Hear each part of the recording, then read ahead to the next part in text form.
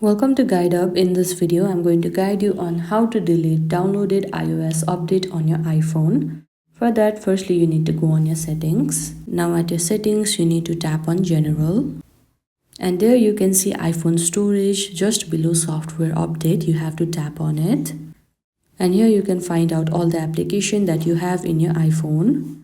Now you need to search for the iOS update. Currently, I don't have that feature. But if you see it, then you can simply tap on it.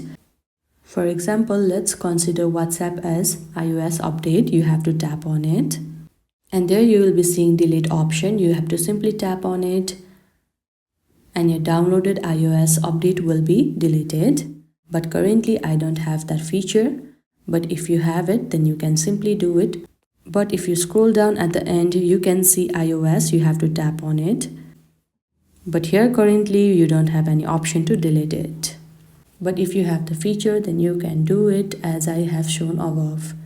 I hope you found this video helpful. Don't forget to like this video and subscribe our channel Guide Up. Thank you.